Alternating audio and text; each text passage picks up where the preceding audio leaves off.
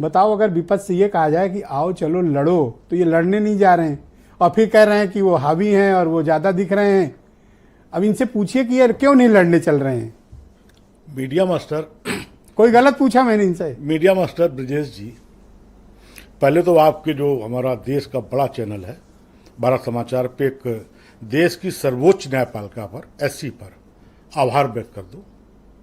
ये देश लोकतांत्रिक देश है और अपर हाउस का 5-6 साल का पहला सांसद और दूसरी बार जेल से पर्चा भरने के बाद आज 8 महीने बाद, 6 महीने सर, 6 महीने बाद, पता नहीं किस कदर मैं स्वागत करता हूं संजय सिंह के लोकतांत्रिक देश में और लोकतांत्रिक प्रणाली के अंतर्गत एक राजनीतिक व्यक्ति का, शुद्ध राजनीतिक व्यक्ति का।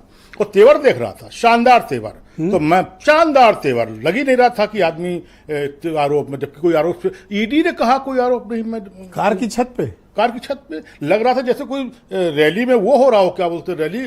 संजय सिंह की स्टाइल ही थी युद्ध के लिए जैसे कार्यकर्ता। ब्रजेश जी मैं बता दूं, आज मैं वो सीन याद कर रहा था अभी आप जब दिखा रहे थे, जब संजय सिंह हाउस में जब पीएम मोदी वो बांधे थे मास्क और उनको घूर रहे थे, जब वो बोले देश भेज दिया, एयरपोर्ट भेज दिया, फला भेज दिया, ये भेज दिया। आप भावुक हो गए संजय सिंह की बिल्कुल पे, है? एक देश की, देखिए लोकतांत्रिक, आप पत्रकार हैं, आप कैसे भावुक हो सकते हैं? नहीं, मैं देश का नागरिक हूं। नेता छूटेगा आप भावुक हो जाओगे? बिल्कुल भाई, एक नेता तो नेता बंद क्यों हुआ था? अनूप संडा भावुक होते थे? नेता नहीं, देखिए इनके जिले के हैं, इनके 30 साल पुराने दोस्त हैं।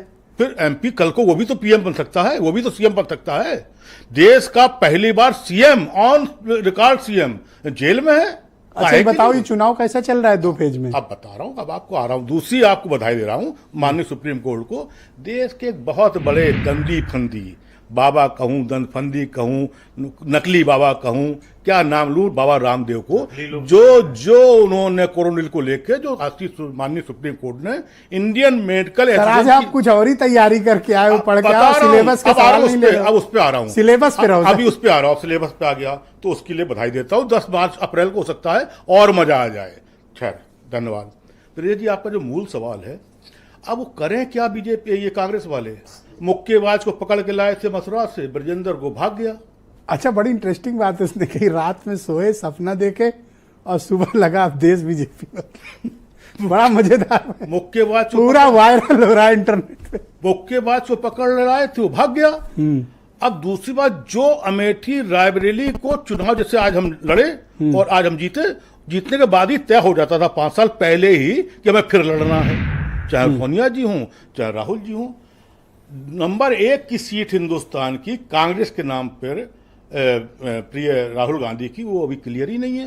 वायनाड लगना है तो राहुल में अपोजिशन में असमंजस है 100%। उनको कुछ पता ही नहीं है। अरे हम मैं बता रहा हूँ आपको, मैं थोड़ा बीजेपी लिए बोल रहा हूँ। उनका प्रचार, उनका 303 सीटें तो बीजेपी की हैं, 50 सीटें उसकी मिला के उनको चारों सीट तो चाहिए। चारों सीट के लिए ईडी है ही है, पीएनएल कानून है ही है, सीबीआई है ही है, पुलिस है ही है, इलेक्टोरल बॉन्ड है ही है, तो उनके पास तो लंबी लिस्ट है। बहुत शुक्रिया आपका। मैं वीरेंद्र जी को इनवाइट करता हूं। वीरेंद्र जी, ये पश्चिम